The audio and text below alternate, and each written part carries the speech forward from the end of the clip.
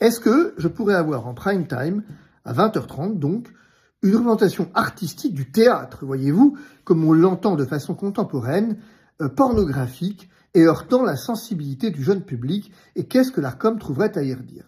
Cette question est intéressante parce que c'est celle indirectement posée par ma réclamation au nom d'un certain nombre de personnes contre les Jeux Olympiques et la cérémonie d'ouverture.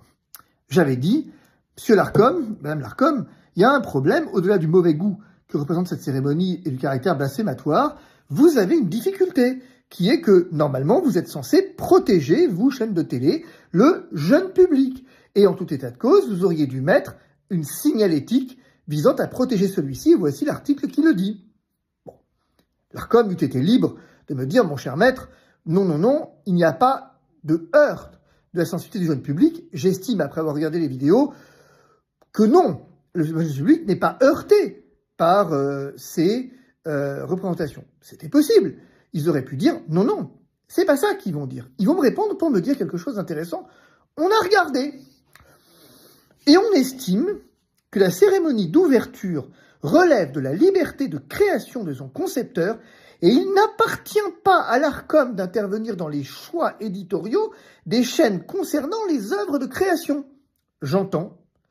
En gros, demain matin, si vous avez, au nom de la liberté de création, des scènes pornographiques à 20h30 et que vous me dites que ça heurte le jeune public, je ne vous répondrai pas sur le point de savoir si tel est le cas ou non, parce que ça relève de la liberté de création. C'est fascinant quand même. C'est fascinant pour vous montrer jusqu'où on en est arrivé.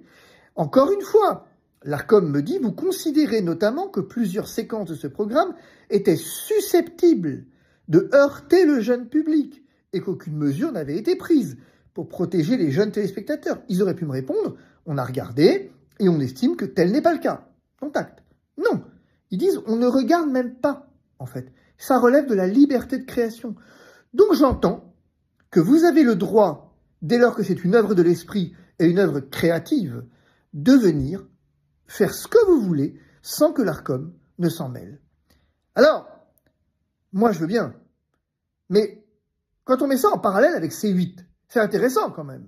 La maîtrise de l'antenne. On considère donc que C8 n'est pas une œuvre créative, que le spectacle TPMP n'est pas créatif, si je comprends bien, et que donc dans ce pays, il est bien plus grave d'insulter Louis Boyard, ce que je n'approuve guère par ailleurs, que finalement de venir proposer des scènes obscènes, le cas échéant, à destination du jeune public, puisque dans ce dernier cas, dès lors que c'est de l'art, l'Arcom ne s'en mêle pas. C'est ça que ça veut dire. Ça veut dire que demain matin, il suffit qu'une chaîne de télé à 20h30 dise « c'est de l'art » pour que l'Arcom dise « ah ben non, si c'est de l'art, j'ai pas à juger l'art, hein ». Je le redis, hein. L'autorité vous informe que la cérémonie d'ouverture relève de la liberté de création de son concepteur et il n'appartient pas à l'Arcom d'intervenir dans les choix éditoriaux des chaînes concernant les œuvres de création. Il suffirait que C8 soit une œuvre de création, que TPMP soit une œuvre de création. Moi, dans mon œuvre de création, j'ai d'insulter Boyard. Moi, dans mon œuvre de création, je considère que c'est de débordement. J'ai pas le droit. Et pourquoi? C'est une œuvre de création. De grâce. Que TPMP disparaisse, j'ai envie de dire, c'est un autre problème.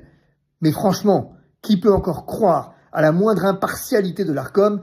Et de grâce, parents, protégez vos enfants vous-même, parce que ne comptez pas sur l'Arcom pour le faire. Demain matin, vous aurez droit au nom de l'œuvre de création, je vous le redis, à des scènes pornographiques à 20h30 sans que personne ne trouve rien à y redire, parce que c'est de l'art.